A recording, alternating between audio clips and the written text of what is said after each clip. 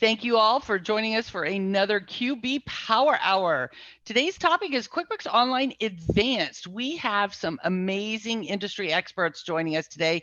We're going to be discussing managing tools to help with business complexity. Things are really crazy right now, so we're going to talk about some things specifically for a few different industries today. And so we're very glad to have you joining us.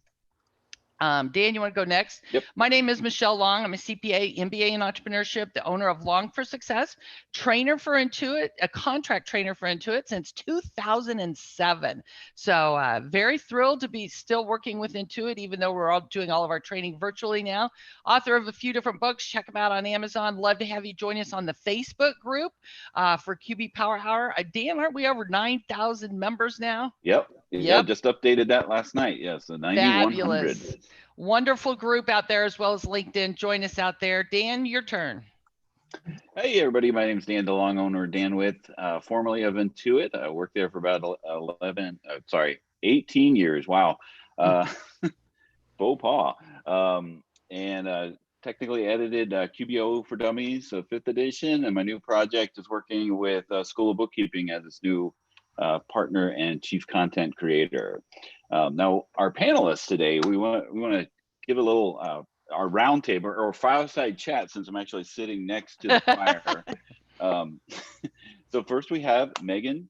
Megan, is it Genest or Genest Tarno? Janae.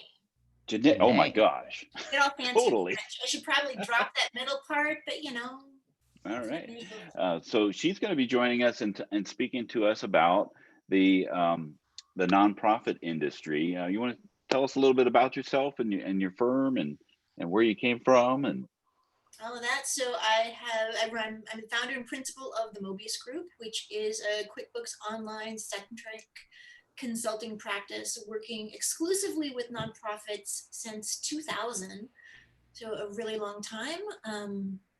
And I also am the founder of the QuickBooks for Nonprofits Facebook group, which is nowhere near as big as QB Power Hour, but we are creeping up on 3,000 members after just a little over 2 years. So wonderful. I'm super excited about that group. Awesome people. That's fantastic. And then we also have joining us Linda Artisani from sunny Florida.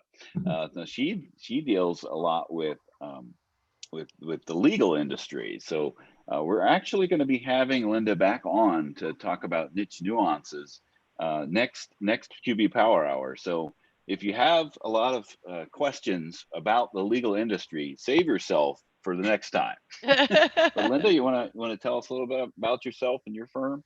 Yeah, I'm in sunny Florida, where it's about 106 with the heat index today. So I'm in the air conditioning. I've been working for 21 years now in my business. Was a generalist for most of that time. Mentioned earlier, I'm a big fangirl of Michelle because I've been following her for a really long time and learned so much from you, Michelle. But also, I'm on the Trainer Writer Network. I am an alumni member of the Intuit Advisory Board, the Accountants Council, which was like one of the best things in my career. Also, I founded a Facebook group with my partner, Matthew Fulton, and it's QB Community Live. And we're not as old as Megan's group. We certainly don't have 9,000, but we have a really great group of people. And it's a mixture of accountants, bookkeepers, and small business owners. And we believe together we all succeed. So. Yeah. Fabulous. And yeah, Linda, I remember hanging out in the QuickBooks community with you years ago, answering the same questions over and over. And that's when I first started doing videos because I realized I was answering the same ones so much. So it's very good to have you joining us. We also have MB Raimondi, trainer that I've been training with, MB since day one. And I've just been thrilled to work with you all these years. I'm very glad to have you joining us today to share your knowledge about the real estate industry. So MB, you want to introduce yourself? Sure. I am MB Raimondi, and I am in sunny Tennessee right now. And it's pretty humid. I mean, after spending 3 weeks in Arizona where there was no humidity, to come back to 90% humidity, I'm like going through shock. But anyway, I do mostly project work right now. I do move people into the QuickBooks ecosystem, so find the right fit for them and apps if we need to add apps and train them. And then, as Michelle said, we've worked together as contractors for Intuit. I started in like 2002 or 2003. And that's always fun. And I'm sorry that we're not seeing people live this year, but it's fun to do this kind of stuff too. Yes. Yeah, and you're actually the reigning Pro Advisor of the Year, right? I am. Now that Scaling New Heights got pushed down a Yay. couple of months, I can hold my title for a little bit Right, longer. right. There you got go. you got an extension. So a little bit about the upcoming QB Power Hour webinars. As mentioned, today's our panel discussion with our industry leaders. Next one is Linda will come back and talk about niche nuances with legal. And we're actually going to do something a little bit differently this time. We're actually going to have a legal professional on with us as well. So that'll be interesting to get their perspective as well as Linda's perspective from the accounting side of things. And then we're going to have our final in our series of the QBO Advanced roadmap. Like, where is it going? So that's a great part to be. If you want to be part of that discussion, come join us in August. And of course, we have the link there for the PDF of the slides. All of 2020 is in one place. So if you missed one, you can go in and grab a handout from before, because accountants love to print out PDFs, I think. Love to have markups on PDF.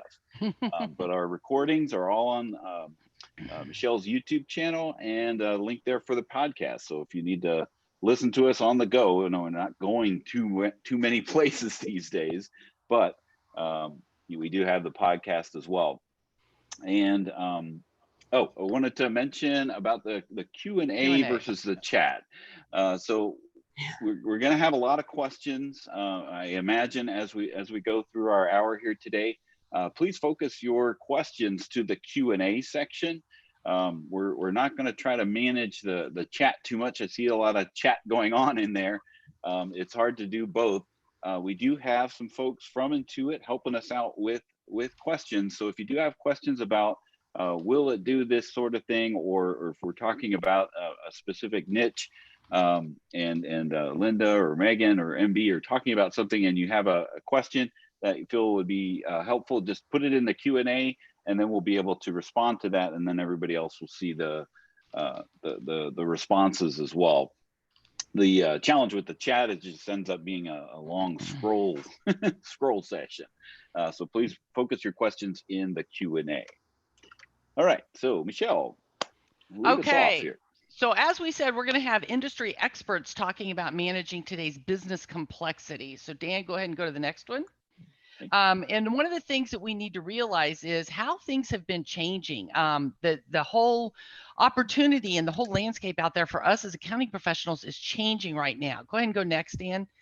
What we're seeing, and I know you all are seeing it as well, is with everything that's going on in the world today, a lot of these small and mid-market businesses, they are discovering very quickly the way they've been doing things isn't working anymore. And what we found, a lot of times businesses, they're so busy running their business day after day. They're like, oh, I know I need to move to the cloud. I need to do this someday.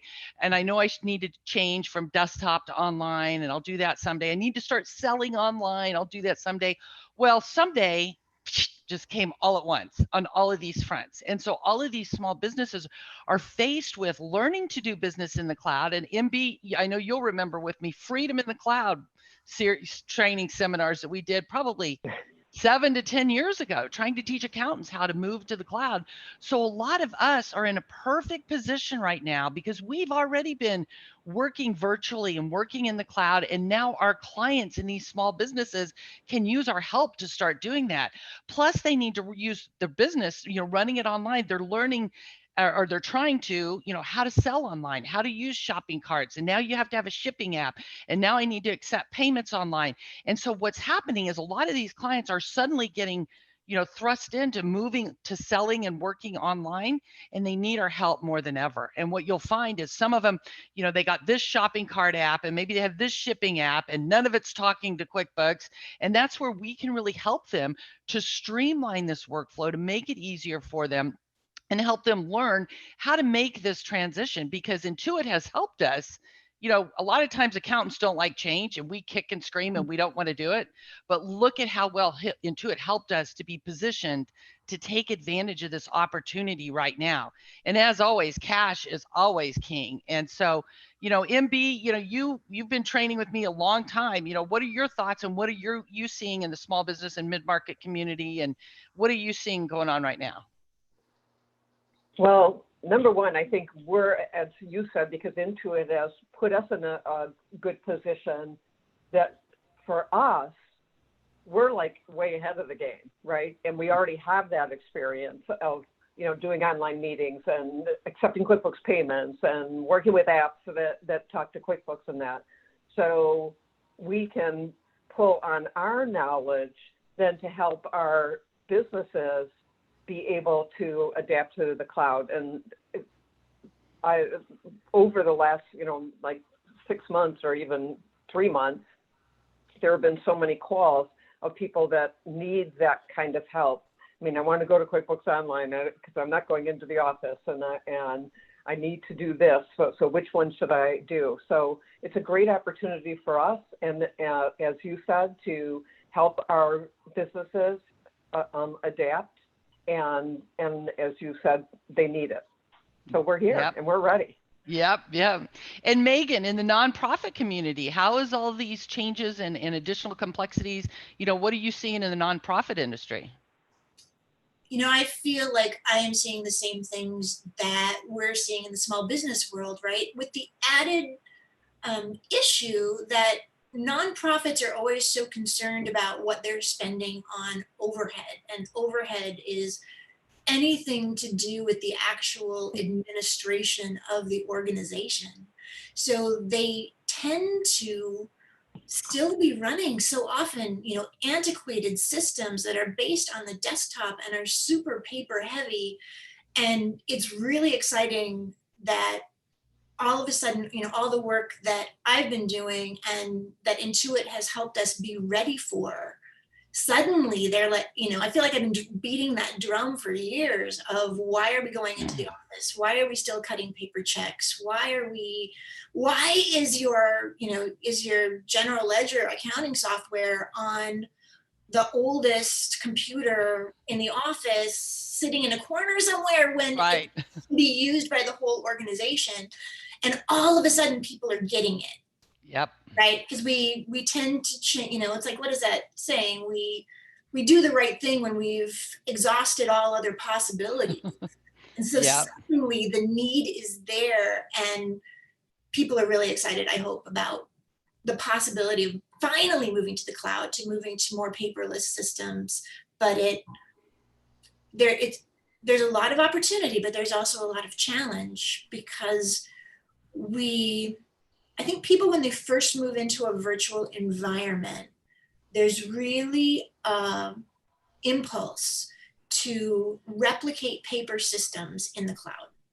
Right, yeah. Instead of asking ourselves, what was that initial paper system meant to achieve? And how can we do that in the most simple, straightforward way, using the tools that are available to us now? Right. And that's a great point, Megan.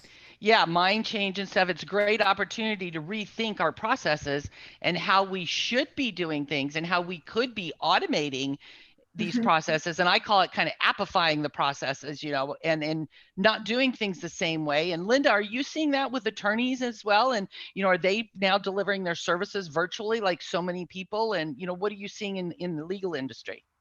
I'm finding with working with the law firms, we talk about paper centric. I can't get over when we start to stack the apps.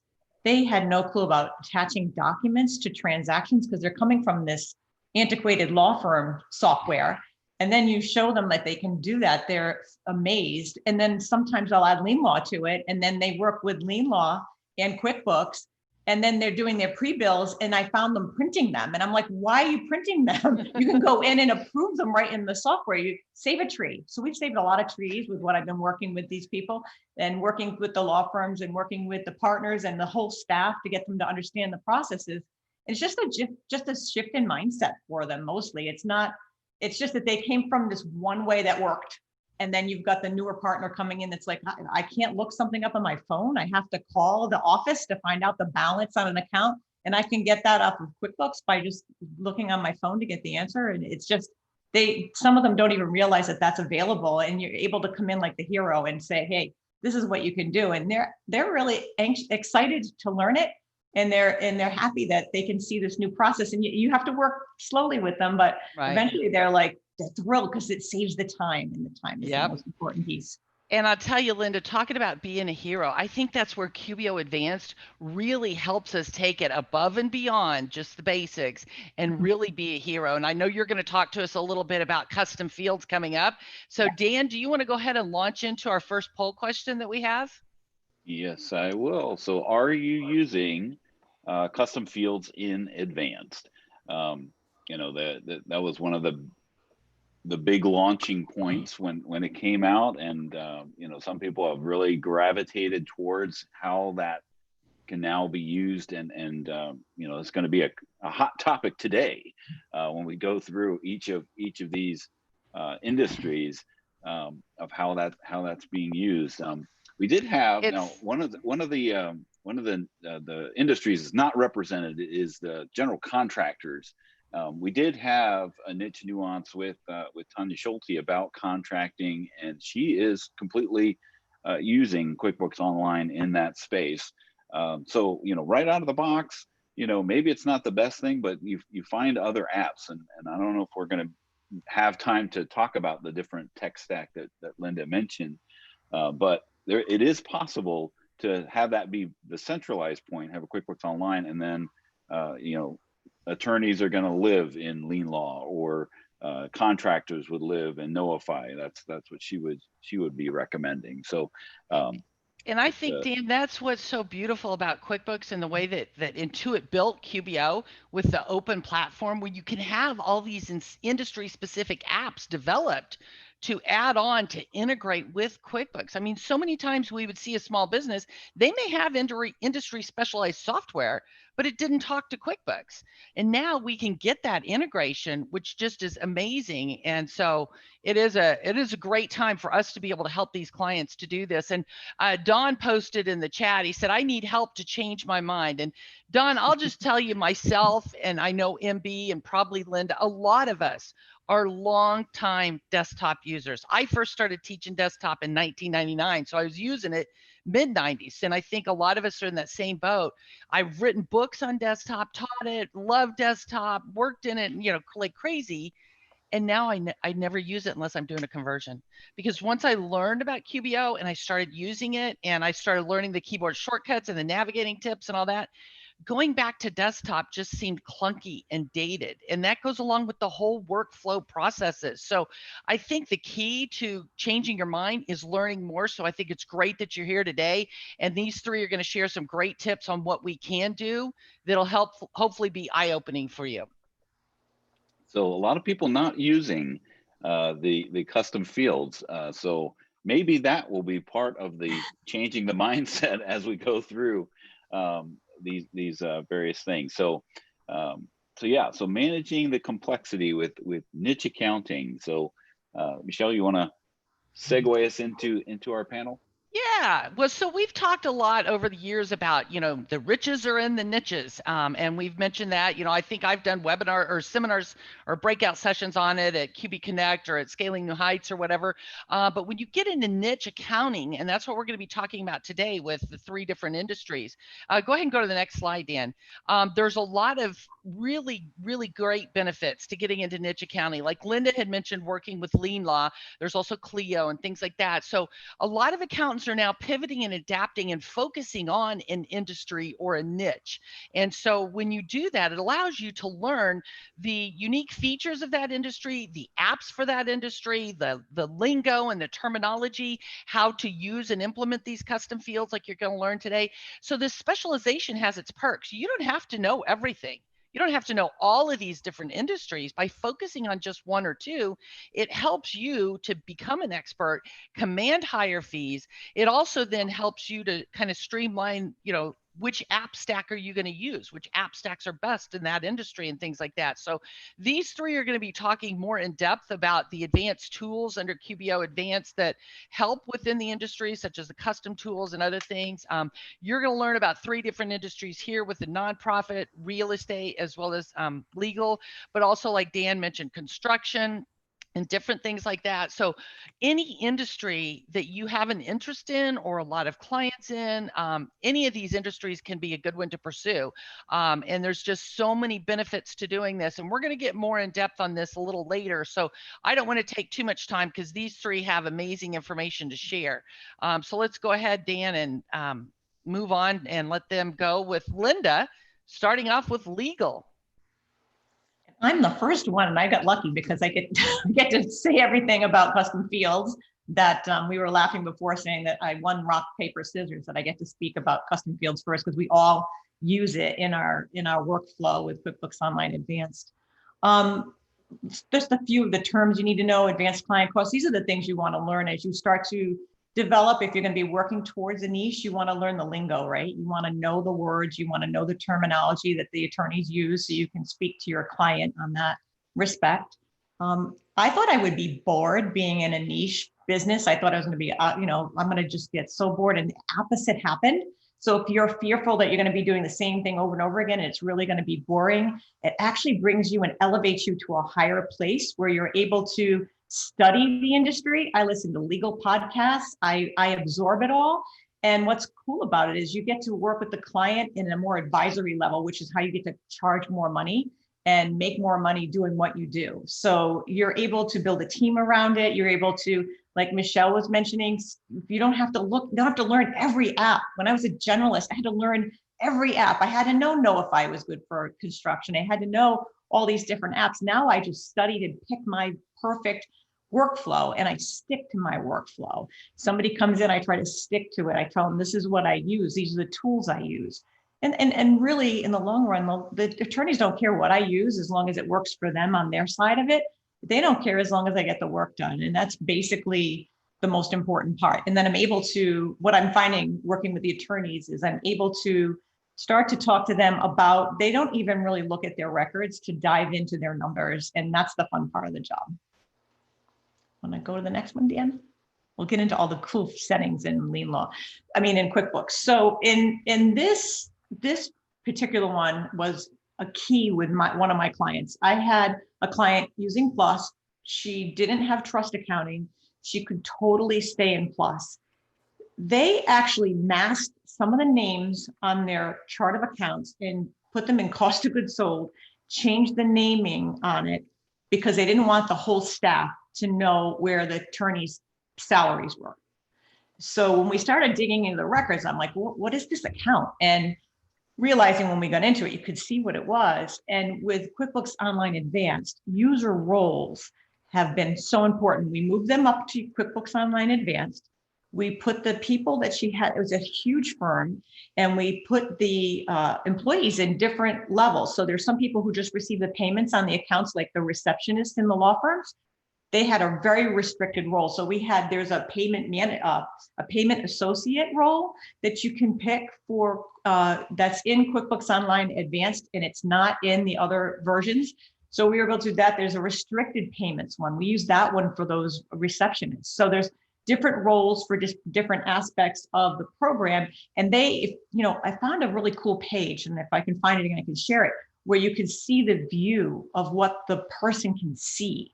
So when you're talking to the client, you're saying, we start to go through what roles they need. I'm able to show them what they can see. So they know what they can see on QuickBooks. If they're a partner, they can see the whole thing. And now I show the screen, this is what, Joe at the front desk can see, as opposed to what you're able to see. So there's a security knowing that they can't get into the banking. They can't get into parts of the program they don't want them to see.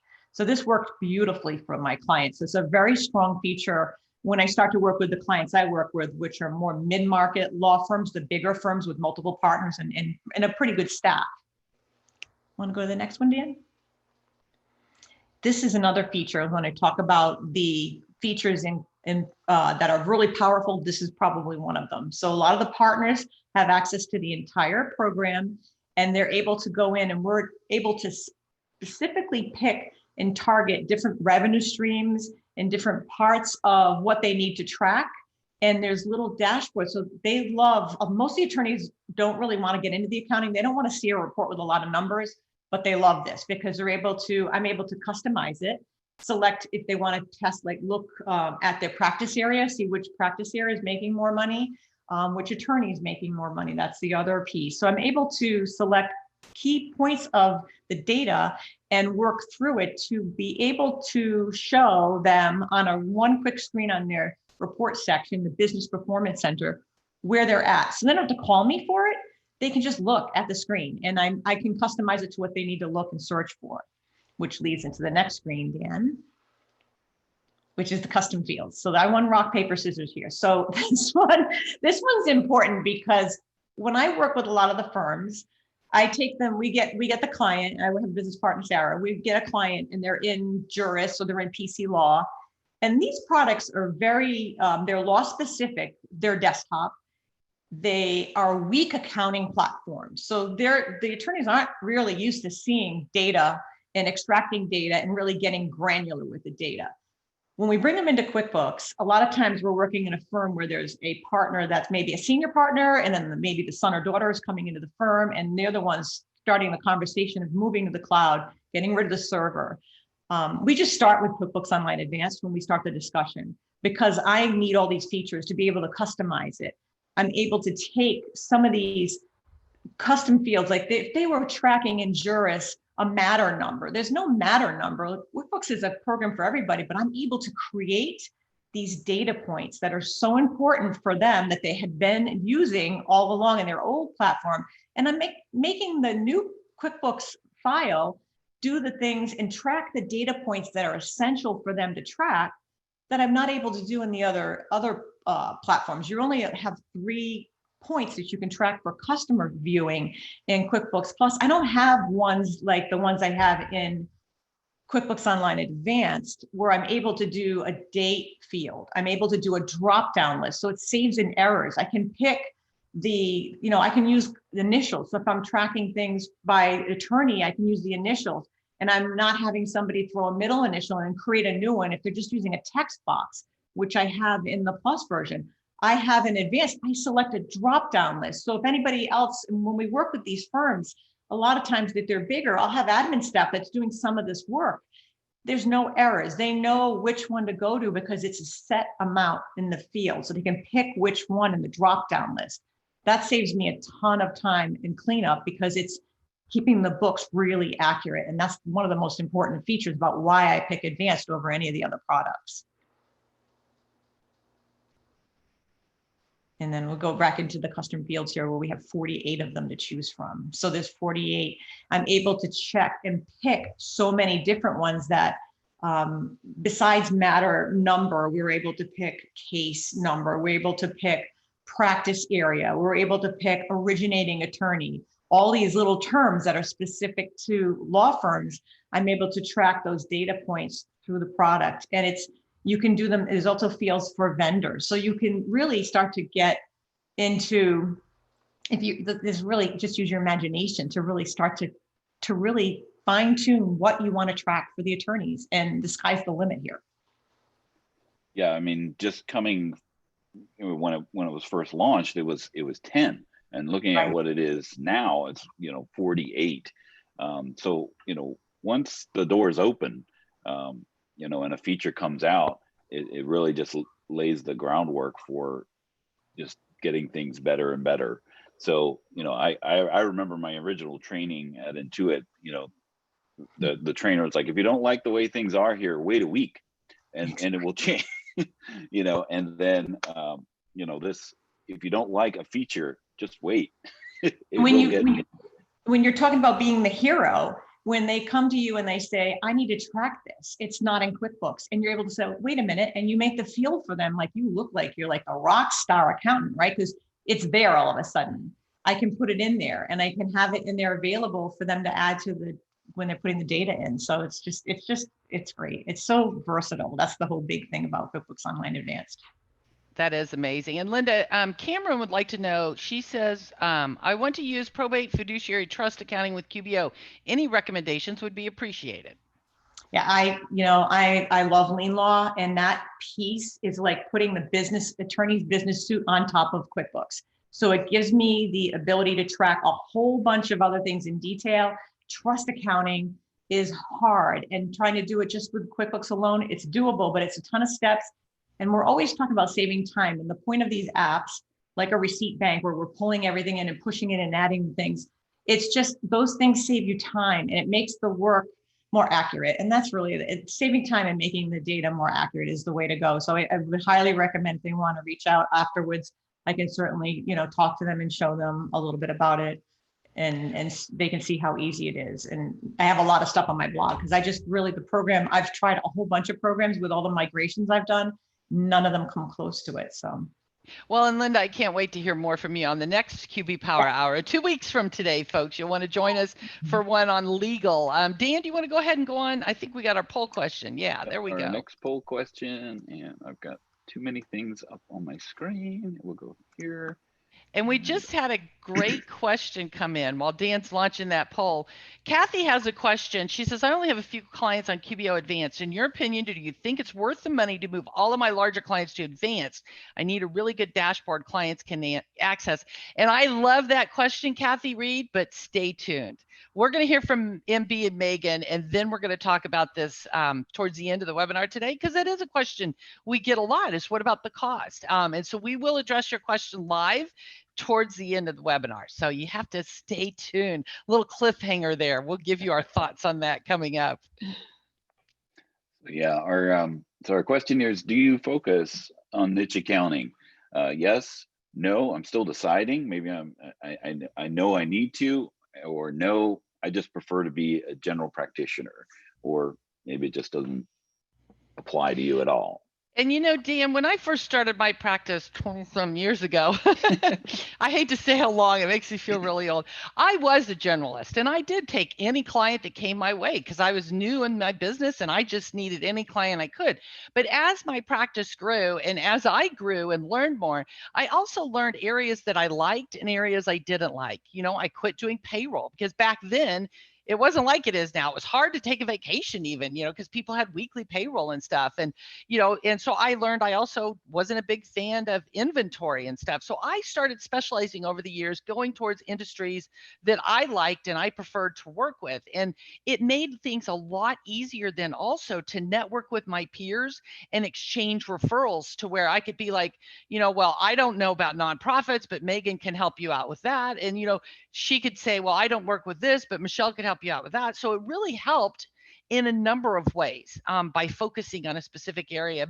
Best of all, it made it easier for me to only keep up with a few certain industries instead of trying to know it all, because things just got too complex to know it all. So that's my 2 cents. There you go. All right, so sharing the results here. Yes is the majority answer, but it's pretty well split between yes and, if you add up the no's are, but some people are still deciding, and some people prefer to be like Michelle mentioned, a generalist, and maybe they'll realize as they become too general, maybe I need to be a niche.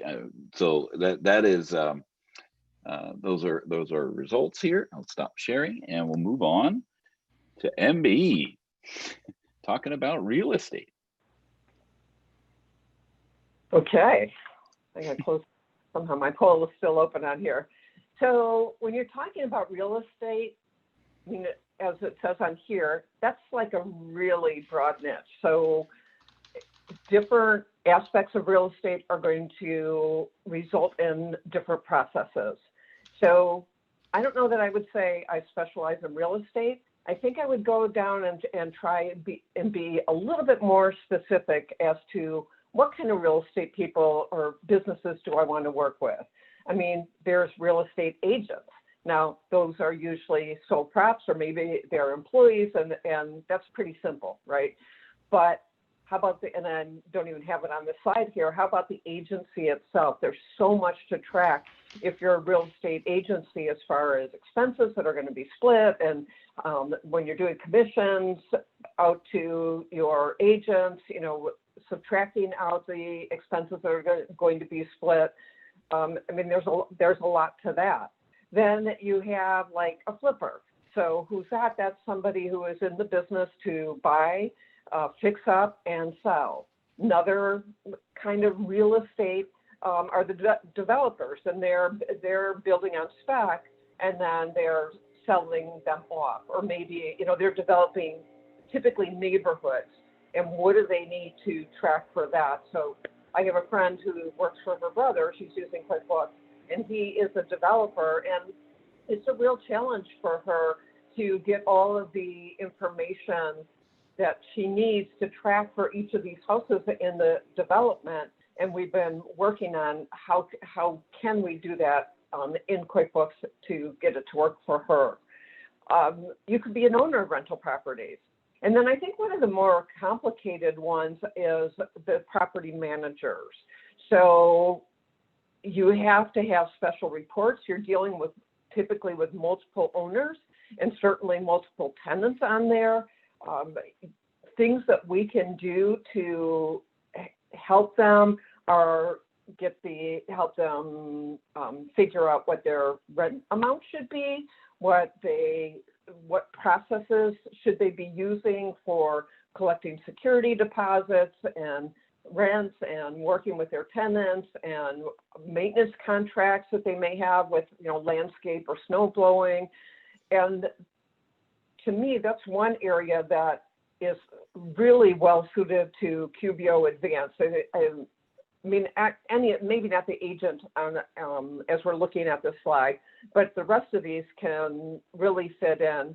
And the property manager is probably the most complex of all of them because of the reporting and because of you're managing, working with multiple owners, multiple tenants, and also multiple contractors. And then how do I go ahead and record that all?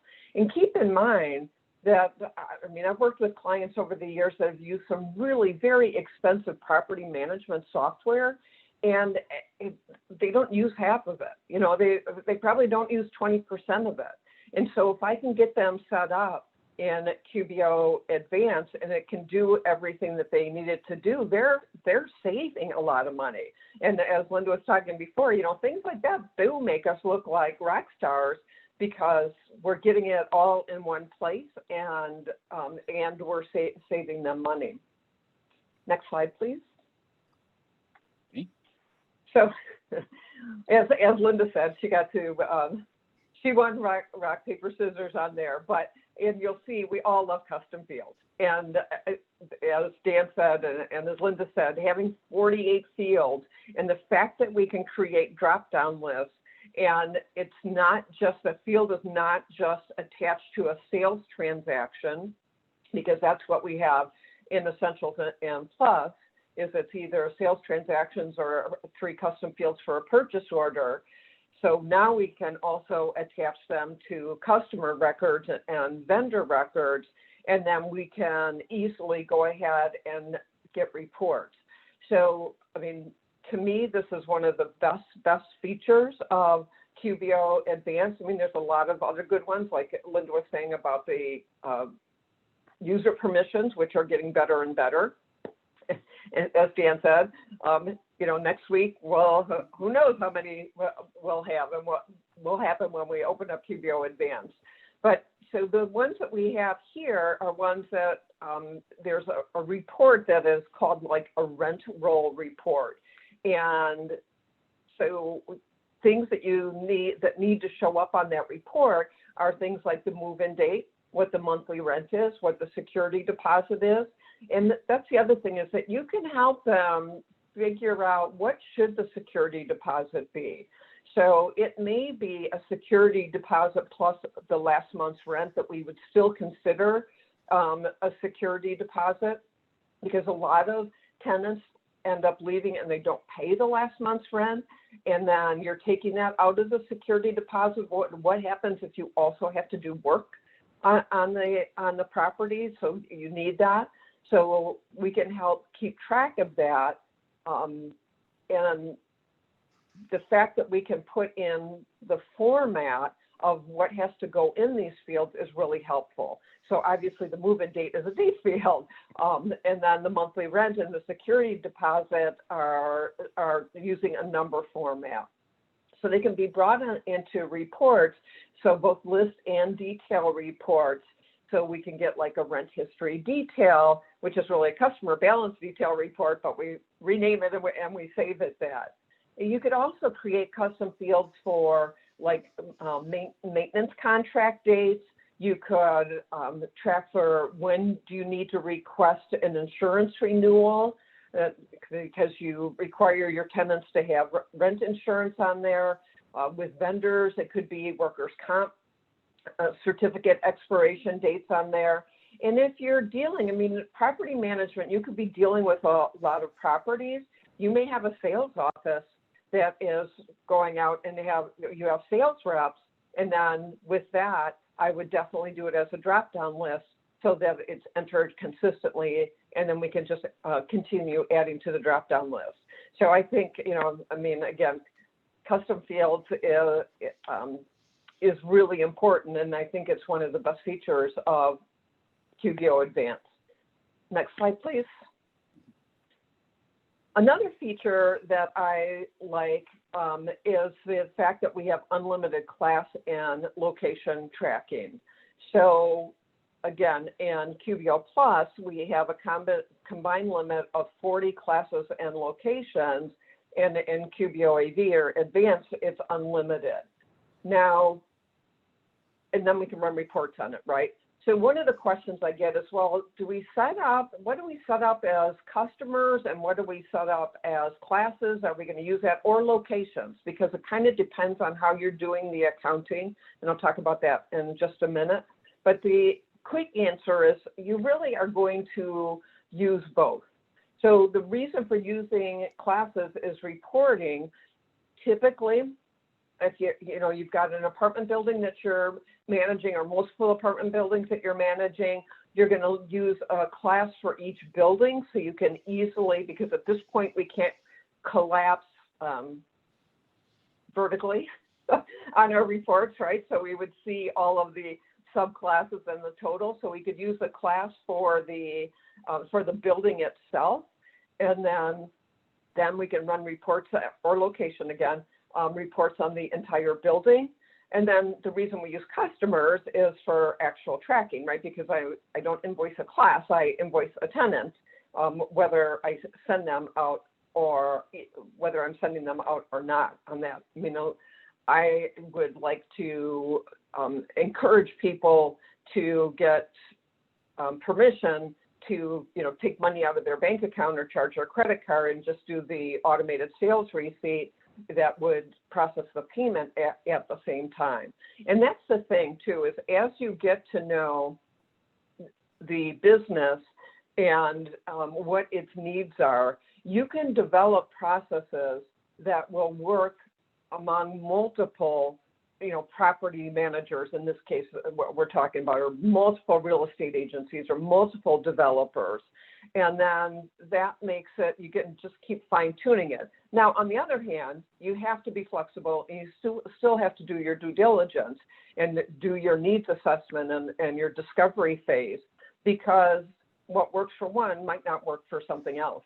I remember early on in my accounting practice, I had a woman, and it was like the clients would bring in their checkbooks, this was a long time ago, and we would enter them into QuickBooks after the fact, or sometimes they would do QuickBooks and we would get the accountant's copy. This was actually pre-QBO with whatever. And I had a woman who worked for me who was wanted the processes to be exactly the same for everybody. And I'm like, well, that's not how it works. As long as it's accounting correct, then what works for one might not work for somebody else. So you do develop processes, and they are pretty standardized, but you have to go ahead and be flexible on that. Now, some people, when they do property management, because you're collecting rents that's not your money, and you're paying out that money to contractors and then to the owners, and then you're taking your fee out of that, they actually set everything up on the balance sheet. The only thing really that goes on the P&L is their property management fee, and then their whatever other expenses that they may have. So you may, like in the legal field, end up setting up multiple liability accounts and multiple bank accounts. So the other thing, which isn't on here, is that when you have some of these big property managers as your clients and you're helping them set up, they may manage more than 125 properties, and they may go over the 250 accounts on their chart of accounts if they had remained in QBO Plus. Next slide, please. Yep. So again, we're going to go ahead and set up. So let me just back up to that, what I just said about if I'm putting everything on the balance sheet, then I'm going to be using location tracking, right? Because locations you can, it affects the source account as well as the target accounts, which would all be balance sheet accounts. So you set up the building as a class or location and you invoice the customer. So you might put the address as the parent customer and the units as sub-customers with the tenant as part of the unit name. And if that tenant leaves, once they're all paid up and everything is taken care of, you make them inactive and you set up that like unit 1 or unit 2 again and say right now it's vacant. And that will help us with vacancy reports, which is also really important on there. Next slide, please. And then another thing that I really like about QBO Advanced is the smart reporting by Fathom. So there's a lot of KPIs in there that are really important for owners to know about. So I can run reports on each of the properties that I am managing, and I can also add my own KPIs. So yes, I'm going to create reports in QBO also, but I want to take it that next step further, being that advisor and being just trying to value add to those clients to say, let's go ahead and take these KPIs and pick the ones that are relevant to real estate. And you can also add some. So I don't really see it here because this was just kind of a sample screenshot that I got, but you can add non-financial KPIs.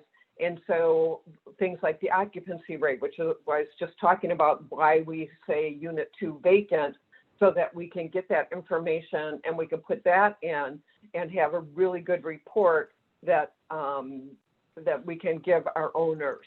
And you might also want to show things like rental income versus maintenance expenses. That might be important to them. And part of it again is, are you putting the rental income and the maintenance expenses and other expenses related to that rental property on the balance sheet, or are you putting it on the P&L? So that's going to make a difference of what you can easily show and what you may have to put in as your own KPI. Wow. That's all I have to say. And I was muted. So MB, that was great. Dan, you want to go ahead and launch this poll? Launch the next poll. Do you have clients that are on QBO Advanced? And one thing that I picked up, one thing I picked up about what you had said and something that Linda had mentioned is that, when you get into an industry, you're going to also see there are sub niches in that industry as well. So you could get really granular, like I'm only going to do HOAs, for example, and that's something that we didn't even mention here, of that, how that could be You're right. Utilized. And right. And then I think you put that Facebook group together and you find other people that are in other real estate niches so that we can, you can work together and refer back and forth and network back and forth. There is a CPA in California who specializes not just in nonprofit organizations, but nonprofit religious organizations. If you're not a religious organization, they won't take you. I mean, they really have a very specialized niche there. Awesome. But yeah, and somebody had asked about HOAs and how to use it for them. And I put a couple of little suggestions out there on setting up recurring sales receipts or an invoice for the recurring dues that they have, and setting up each lot or property as a customer. MB, do you got anything you'd want to add specific for an HOA? Homeowners Association? I mean, they're fairly, I agree with you that you'd want to go ahead and set up the automatic sales receipt for the membership billing on that. And then the HOA itself has to track of what they do for a unit versus what they do for common grounds area. Okay, well, that's good. Yeah. Thanks, MB. All right, so sharing the results, 66% do not have any clients on QBO Advanced. So interesting takeaway here. And Dan, I just wanted to mention, I did copy and paste into the Q&A as well as the chat, the link to the practice company, the test drive company for QuickBooks Online Advanced. So you can get in there and play around with it prior to having clients on it to help you feel more confident in implementing it and stuff. But let's give Megan a chance now as we get to nonprofits. Well, Best for last. Well, it's awesome because if you want to move on to the next slide, Dan, it's kind of cool to be last because nonprofits can implement all of the things that we've heard everyone else say. Virtually, I don't know if there's any nonprofit attorneys specifically that aren't trying to turn a profit, but virtually every other kind of business probably is represented within nonprofits. Some things that make us different are that even the very smallest nonprofit is a corporation in the eyes of the IRS. And so we are under a whole bunch of gaps that the typical small business doesn't have to mess with. We keep our books on the accrual basis. It's a myth that the majority of our income is contributed. A lot of nonprofits have earned revenue. A lot of nonprofits run e-commerce, or they might do construction, or they might have rental property, or like any of the other things that you might be interested in as a niche. If they're just not complicated enough for you, you could focus on that in the nonprofit sector, because the thing that really sets us apart is, in addition to all of that other stuff, we also have to deal with and track and manage restricted contributions, because donors can give us money and then put handcuffs on it and tell us how we have to spend it. And sometimes they can restrict it to a specific purpose. Other times they restrict it over a specific time frame. So it adds a really intriguing layer of complexity to the work that we do. And we are, just like MB was saying, she's using customer projects, we're using classes, we're using locations, we're using all of that within the nonprofit sector as well, in order to capture all of the information that we have to be able to report. And the other thing that really makes us different is that we are, we're not run by a guy. We don't belong to anyone. We are managed officially by our board of directors. And so, I hear a lot of my colleagues complaining that their business owners really don't ever look at their P&L or don't really look at their balance sheet. They don't care about their financials. And oh my goodness, are nonprofits ever looking at all of that stuff, right? We are presenting them to our boards sometimes as often as monthly. So the same kind of hard close that my colleagues are doing on businesses at the end of the year before taxes are done, we're often doing on a monthly a monthly basis, so that the balance sheet is 100% correct at that point. Next one. So this alone, honestly, would make QBO Advanced a thing I would recommend to nonprofits, because it is a standard. We are making a budget and we are comparing our P&L to the budget on a regular basis. And most of us, if you've ever done a budget, you're probably creating that in Excel and you're filling it all out and you're coming up with the plan. And it used to be once we had that in Excel, in all of the other versions of QBO, we then have to go in and manually enter that stuff. So with QBO Advanced, there's a sample CSV that basically looks like the template you would probably create in Excel anyway. You fill it in and you upload it and there it is. So that's huge. It does not at this point allow us to create a budget by location, which folks that are familiar with me, I'm using to track without and with donor restriction. It does not allow us to import a budget by class, which most nonprofits are using to track their different functions of program, admin, and fundraising. It does not allow us to upload a budget by customer or project, which we might be using to track restricted grants, but it does at least allow us to upload our total annual budget or a budget by month, which is probably the thing we're looking at most anyway. And so it's a fabulous feature. I'm super excited. Keep hitting the feedback button so that we can ask for more options, because there truly are live humans at Intuit who monitor that feedback. And we do get to see the impact of that over time and getting the features that we want. But that's a fantastic thing that we only have in QBO Advanced. And like everybody else, one of the things that first came to mind for me was custom fields, right? And I need to follow my colleagues more closely because I got lots of ideas today when Linda and MB were talking. I have not been particularly creative in the use of custom fields, but the one that I have created in all of my data files and has been a game changer for me, folks that are using QBO realize that we can create multiple receivable accounts, but we can only actually use one of them. And nonprofits have a lot of different flavors of receivables. And we were used to breaking those out and being able to track them separately. You know, back in the desktop, we could have accounts receivable and contracts receivable and grants receivable and pledges receivable, and income would flow in and out of those different accounts.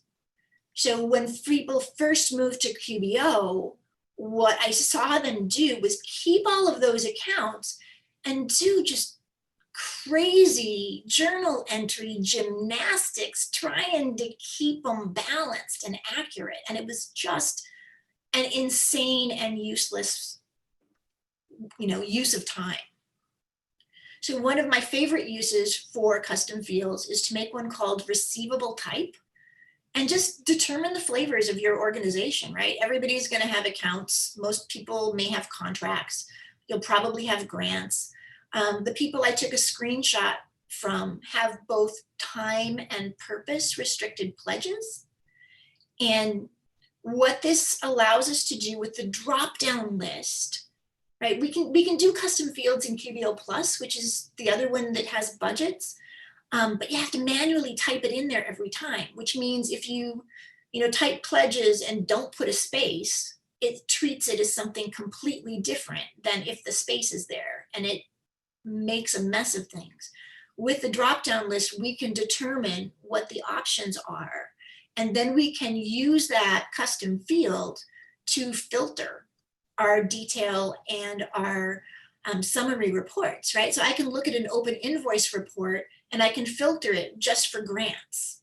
And I can filter it just for grants on a restricted location and really get granular, have the detail of that information for my auditor, for my board, and still be able to use the features that QBO has. We can have some of that automation. So that was incredibly important to us and has been just a game changer. Other things yeah. Yes, ma'am. No, Megan, I was just going to say that is some great stuff that you're sharing, and I absolutely love it. Can you stay over a couple of extra minutes? I don't know if you have a hard stop or not. Can you stay with us for a minute or two? For sure. Okay. So to all of our attendees, if you can stay over for a few extra minutes, we have a very important conversation that I think we all want to weigh in on. And that's, saving time and money and the whole aspect of pricing and the cost and talking to your client about that. So Dan, if you want to go ahead and go to the next slide, and somebody had asked a question in the Q&A about, do you think QBO Advanced is worth the cost? My answer is absolutely. And the thing that I always pose to us as accounting professionals, because a lot of times we have more of a hang up over the cost than our clients do. Our clients tend to get it. We had a situation where the client was looking at inventory apps and the inventory app was going to be $300 a month. And the accounting professional's like, oh no, my client's not going to want to do that. But when we talk to the client says, oh my God, that's great. That saves me 2 people that I can move from the warehouse into working on sales. It's definitely worthwhile. And if you ask any tax professional, how do they do their tax returns? They invest money in tax prep software because it allows them to do more returns more efficiently, more accurately, and ultimately be more profitable. And that's the way it is when you invest in software and technology. It makes these businesses ultimately more profitable. So the return on that investment is well worth it. So, Megan, what are your thoughts on, especially dealing with nonprofits who are very cost sensitive, as you've already mentioned? What is the response in discussing with them, and what are your thoughts on the pricing and cost issue and saving that time and money? We hear the same thing that everyone else hears, because for some reason people don't take into account the time of their people. Right? Nonprofits are notorious for ignoring the cost that is their people and their people's wasted time.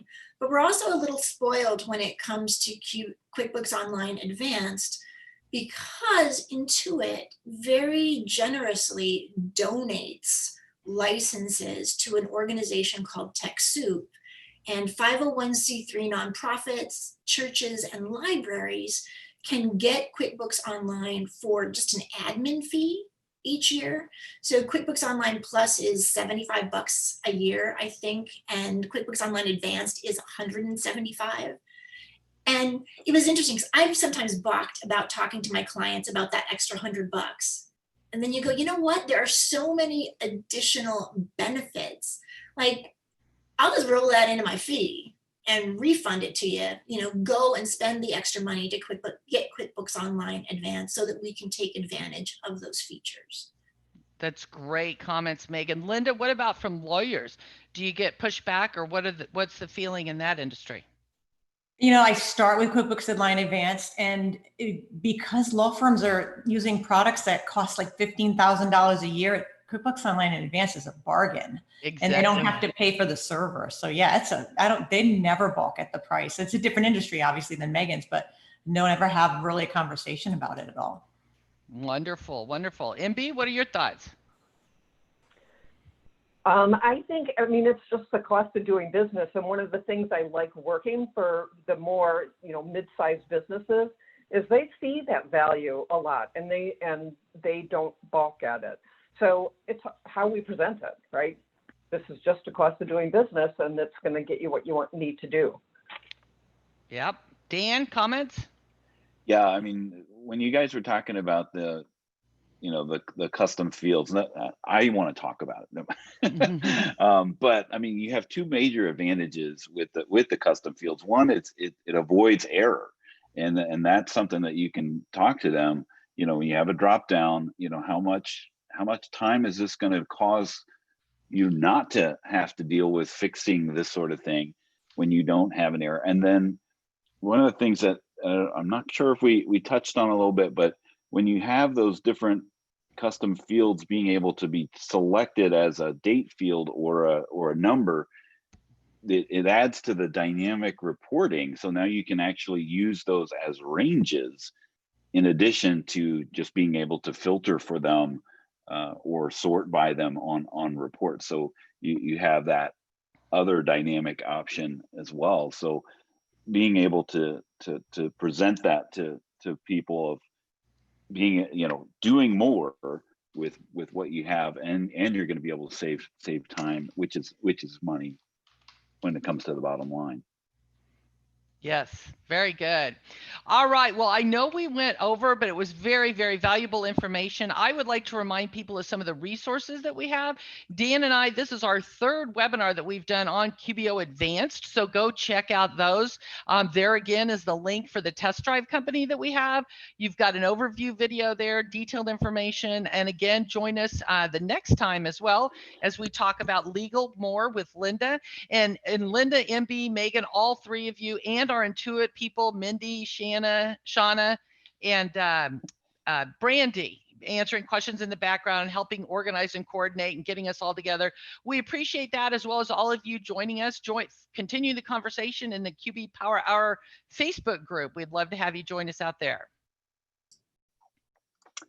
All right. Do you want to launch the last poll, or? Yep, let's do it. Final poll question before you all jump off for the day. All right, because it's actually been 2 years now for QuickBooks Online Advanced. Has your opinion of QuickBooks Online Advanced improved since it first launched 2 years ago?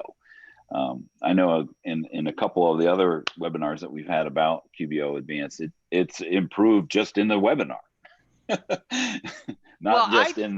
I just keep learning more and more new things, and they keep adding to the features. Like somebody mentioned, we now have 48 custom fields. We now import those budgets and things. I mean, it just keeps getting better and better, and man, I just think it's great. Yeah, absolutely. I mean, it's definitely growing. I mean, just they've laid a good foundation of the features and options, and it's just making improvements. And like Megan was saying, there are live human beings that actually do read the feedback. It's just not as easy as implementing, and that's we take the custom fields as an example. One, to lay the foundation of what you can do with the custom fields, and then you can just expand on it. As you have a good stable feature set, then you can add more things to it. So let me go ahead and end the poll and share the results. Yes, 87% saying yes, we've improved our opinion since 2018. Fabulous. So of course we have some upcoming webinars. We talked about those, and really to our panel. I mean, I am humbled to be in your presence here today. Definitely outnumbered, but but we do appreciate. I mean, there's such great information, a wealth of knowledge that you have, and we'd love to continue the niche conversation, on our Facebook group, and you'll be able to, for our audience, you can connect with them and reach out and join their Facebook groups as well. To continue the conversation. So we really appreciate you all being here today. Michelle, any closing thoughts? Just thank you again to everyone for joining us. I hope everybody stays safe and healthy, and keep helping those clients, because they need us now more than ever. So thank you all. Absolutely.